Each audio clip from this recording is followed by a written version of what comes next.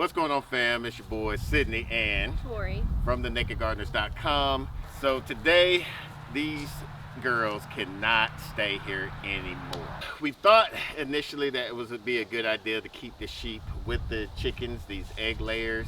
For a while the chickens were kind of timid about these sheep, but with Mrs. Naked Gardener trying to feed our egg layers, the fermented feed that we normally feed our poultry, is now that the sheep are getting into their fermented feed and not allowing our chickens to eat. Now, I did have a viewer reach out and give a really good suggestion to fix the problem. However, we have a mobile coop, so putting any type of fencing around the bottom is going to be a problem, and putting their feed underneath there is a problem because they go in there and they poop. So I don't have a spot where I can put their food in a way that the sheep can't get to it. We always have to do things with a temporary mindset because we pasture raise our animals, and there's certain things that we just cannot do. We reached out to Gallagher and told them about our issues, and they recommended a sheep netting that we didn't know that they carried. Now, we have learned while having the sheep that they do very much respect the poultry netting, which has given me confidence in trying this product out because I know that they're going to be afraid to touch it. Now, since we do rotational graze all of our animals to help improve our soil, one thing that Mrs. Naked Gardener brought up is a shelter for them. We got to come up with a mobile coop area where we can move them with the rotational grazing of our sheep. So now we got to move them separately so that way the chickens don't come out.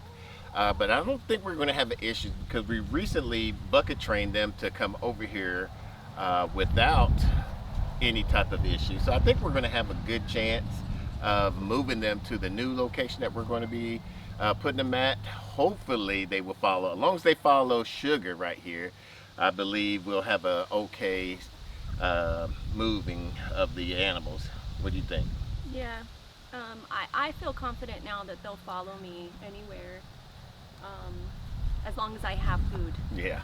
I have heard that sheep really don't need a shelter. However, we had a lot of rain that came through and I found them constantly in the barn. They did not like to get wet. So it made me think also, like when we actually do give them something to have them follow us, because we have to keep up with their bucket training, I need an area that I can place stuff to stay dry, like if I want to put some hay out there. Yeah. So that's why I am wanting us to have some type of shelter for them, wherever we move them. So Mrs. Naked Gardener wants to try using one of the Johnson Scovitz tractors as one of their hutches. And we have a bunch that are empty right now. So we're going to try that out to see if they're going to be able to go in and get trained to go in there.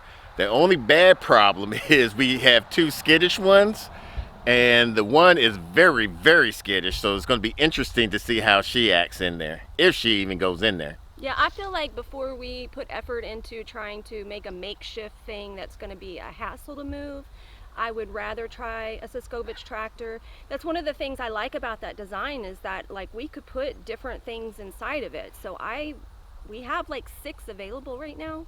I think 1, 2, 3, or 5. We have 5 available right now. I'd rather try with one of those. No, we have 5. Okay, but Jason from Sow the Land, he even used one of his Johnson Scovitz tractors to house some of his Kuni Coon pigs. So hey, anything is possible with these Johnson Scovitz tractor. Let's find out. So which one you want to use? I want to use the one that you don't like because it's the shorter one. Mm-hmm. It's very light, very easy to move, and it doesn't have any of the roosting bars in there. So it'll be less things for them to maybe potentially step on. Okay. And if something does break, you already don't really like that one. We've been using it as a hospitality. So. Okay.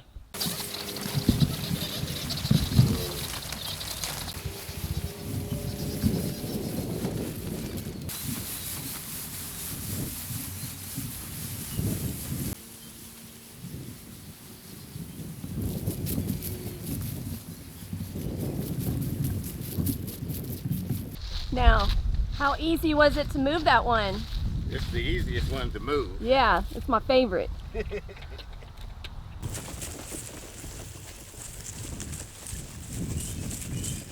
All right, so Gallagher sent us these two sheep nettings. They're 164 linear feet a piece, and they're 35 inches high. Now they're supposed to be for goats and sheep, but from what we've been told, if water could go through it, goats can go through it. So I'm not sure how well you want to try it out on goats, but definitely for sheep, I know that our sheep are trained on electric fences, so they will respect it. Not sure what else, I forgot what else that they sent us, so we're going to do an unboxing. This is the same Solarizer that we had them on with the poultry netting. Now with this netting, it's supposed to be it's one of their newer model upgraded netting. It's a turbo electric netting, so it's supposed to have a better charge and shock to it, so it's going to be interesting. We're going to once we get everything all set up, we're going to charge it up from there. I like this because it's a better charge as well. We've been having a lot of success with that. Yeah, we've been getting a good shock off of this, so that's good. We're gonna put this out in the sun a little bit, get it a little bit charged up. The only drawback I didn't, when I told them about it, was their turn off and on switch is in the back. But so far it's been great because it allows more access for the sun to get right here. And they said that with the dials being on the front, it doesn't do a lot of wear and tear from the sun, so we'll see from that. What else we got in here? Oh, they got some ground rod clamps. Let's see, so these must be the grounding rods that they said they were going to be shifting out to us. Now I told them with our soil, we have heavy clay soil, as our hens about to come over here and interrupt us, be all loud. So we never had an issue with the grounding rods. So, okay, they sent us 2 grounding rods, 3-foot grounding rods.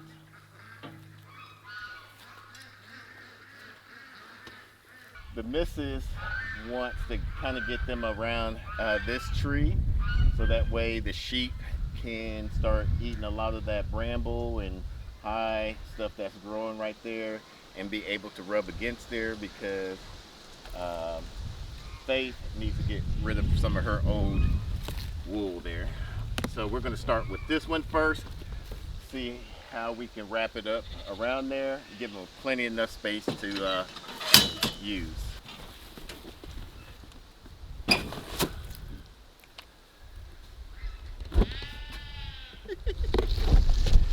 She's like, you fed them and not me? Mm-hmm. She's not happy about that. So she'll definitely follow us in here. Oh, yeah. I just needed to distract them. So it looks like similar to the poultry netting. Now the vertical lines, those seem different compared to the poultry netting. My friend told me that she uses this netting for her chickens. I don't see that being a good thing for young chickens. Yeah, and the reason we wouldn't suggest that is because with this sheep netting, the holes are a lot wider, so young chickens, pullets, will be able to creep through those. So we're going to set up this one real quick. It comes with, now I believe in Texas we're not required to have the signs, just to let people know that aren't familiar with our poultry netting that it is electrified. So it's up to you.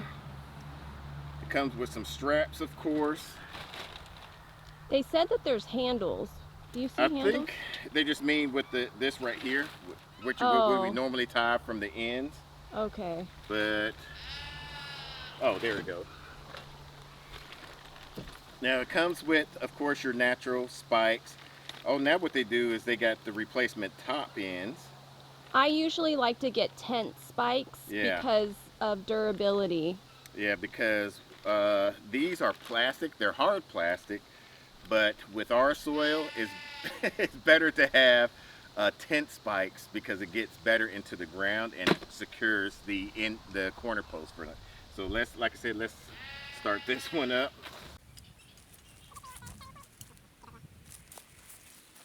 Hey, this is going to be easier for me to go over.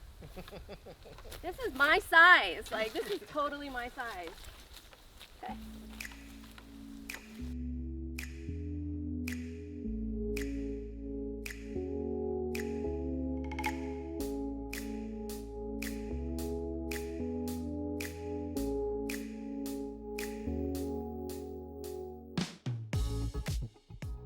Hit perfectly right where I cut at. Oh, nice. Okay, good. I hope the rest works out with that. Good luck. I will say that this is less, it's not as heavy as the poultry netting, which I'm grateful for. I'm grateful for. You don't even do this a lot. Excuse you? I do. Whenever we're trying to figure out our parameters, we always put one of these little wire things at the top so that doesn't separate, and it gives us a realistic idea of how it's going to fit until we put the straps on it. If you are OCD about perfect squares, the netting will drive you crazy. You have to be flexible with exactly where it fits. Yeah, because it bothers me. He wants perfection. Yeah, so it irritates me about these poultry nettings, these electric nettings. All of them. Yeah. But it keeps them inside, so I'm fine with that. Is that what makes it okay for you? Yeah, otherwise I'll go crazy. Uh-huh. So Gallagher has these clips, and they're galvanized, but they come with these coatings. And I like to take these coatings off because after you connect them, you put this little clip into them and it charges them up. All right, so we got the coating off. Let's see if I can do it with one hand. And then we add the clip onto there, and just like that. Now, I'm not gonna turn it on just yet because it is over there trying to finish tightening it up, and I don't wanna be mean and shock her, even though she is very abusive. What do y'all think? Comment down below. Should I? Shouldn't I? Should I? Should I? Yeah. Nah. What I'm liking about this sheep netting is normally we have to put corner posts. I mean, we'll still put corner posts or corner angle posts to kind of secure it tighter. But with poultry netting, we always have to do that. With this one, it seems like it, but it is brand new, so time will tell. After moving it a few times, that it might, we will eventually have to make sure we put it up. But I'm so far happy without even putting corner posts on here. What do you think? Yeah, I mean, we're into year 3 with a lot of our poultry netting, and we've had to come up with creative ways to make stuff work that has broken, and we'll definitely be sharing that. Yeah, some people use T-posts. They'll put a T-post right at each corner and then strap around it so that way it stays nice and secure. But I mean, this is pretty pumped. So we're going to eventually, I'm going to grab the keys for the zero turn, and we're going to move some of this fence line in a little bit, and I might even do it on that back end, who knows. That way we could, actually, you know what, I don't think we even have to, because look right here, we got so much space that we don't have to really worry about it grounding out. I guess after we test it, that'll be the test. Yeah, I think I'll do it anyway. Okay. This is the Gallagher fence voltmeter. Just to kind of reiterate what we did is we cut down the grass. Even though the bottom wire on any poultry netting fence with Gallagher is going to be a false lead wire, so it doesn't have any charge whatsoever. Since with the sheep fencing, it has bigger gaps, openings of the fence, so we don't really have to cut as often, but we just did that to get a better charge and a better connection. With this Gallagher fence voltmeter, it comes with already a self grounding rod right there. I'm going to turn the Gallagher on and see what we have.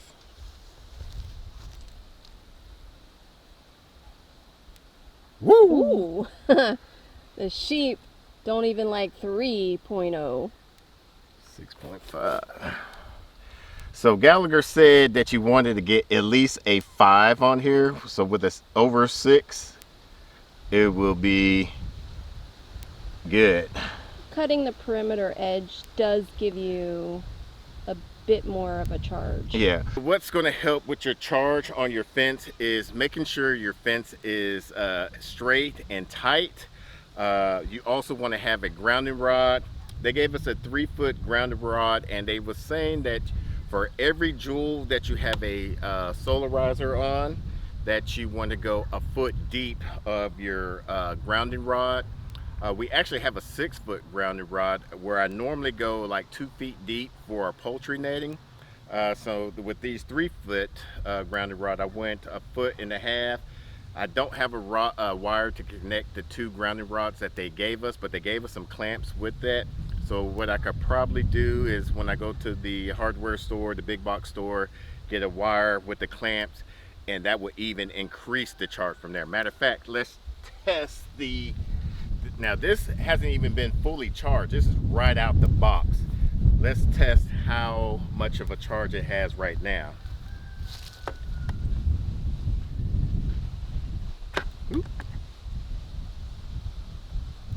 6.8. Oh, so came out the box like that. Yeah, and the good thing about it is with the Gallagher Solarizers, what I love about them, during the winter and fall, spring months, we get very saturated rain forecast, cloudy days. Not like this day. This is probably one of the clearest days that we had in about a week. But with their Solarizers, if you get 3 days of cloudy days, your Solarizer will still hold a great charge. That's one thing I love about the Gallagher Solarizers.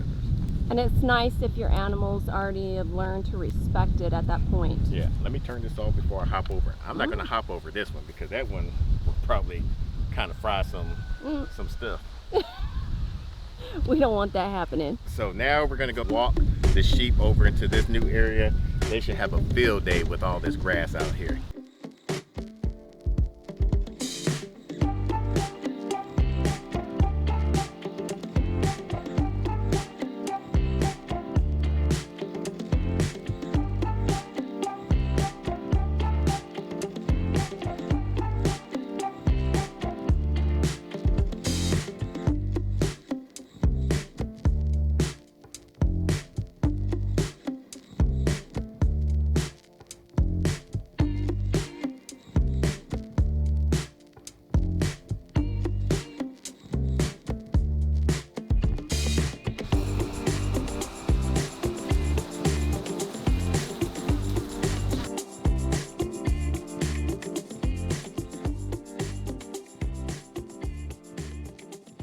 If you feel like this type of netting would suit one of your needs, we do have a discount code. We'll put that link down below and also on the screen for our discount code. I think it is a valuable asset to have if you pasture raise. This is totally meant for people that do what we do when we're moving our animals. We are working with nature and trying to have them like till the land and just be more self-sufficient with them eating off of our land. Our main objective is to rebuild this soil because our food basically eats real food. So if you have real good soil, it's going to produce real good nutrition, grass for our animals to graze off of, and is just going to be eventually putting that back into our bodies and people that we sell our meat off to. When you're getting a new product, it's always a learning curve, and this was a very smooth transition. I feel like I feel like because we had some experience Yeah. with the poultry netting, this made it like easier. The sheep netting to me is a lot easier than the poultry netting. It seems a lot more sturdier than the poultry netting. And The plastic Yeah. coating that they have on it. And yeah. yeah, so to me, like I'm really impressed with this. I'd like to see that coating on the poultry netting. Of the move, what do you feel that about the move? Are you comfortable now moving the sheep weekly now? I'm I'm very confident that they're gonna follow me. Um, There was a little bit of scare there when you walked out with the bucket. I know. I was like, why did y'all go out? And I had to like just shake the thing and have them come back in. Uh-huh. But that still instilled confidence in me that I have like even a sound I can use to like, it's kind of like a dog whistle. Yeah. Call them back in. Now, we had 5 sheep. Like I said, we had one that passed with us a while back at our friend's place. When you're having livestock, you're also going to have dead stock. I'm interested to see how long it will take for them to get this down. We are eventually going to be getting more sheep, especially more Dorper sheep. I think they're just a little bit more hardy. Yeah, you will have to tend with them because coming off of another person's property, going to our property, we have a different mindset that somebody else might raise their sheep, a different mindset on how they raise them and whatnot. But I feel that they're just a good meat to bone ratio that they can go off to the butcher processor in about 5 to 6 months once they reach that weight. I think the ideal weight is at least 100 pounds. So that way you can get about 50 to 55 pounds of meat. What's your intake? Um, I, what's important to me is ground lamb. So if I get ground lamb, that would be amazing. One of the reasons that I was very pro separation and moving them away from the chickens is that sheep can be a bit more prone to parasites, and chickens are not the best when it comes to diseases. We wouldn't even put our turkeys with them. Yeah.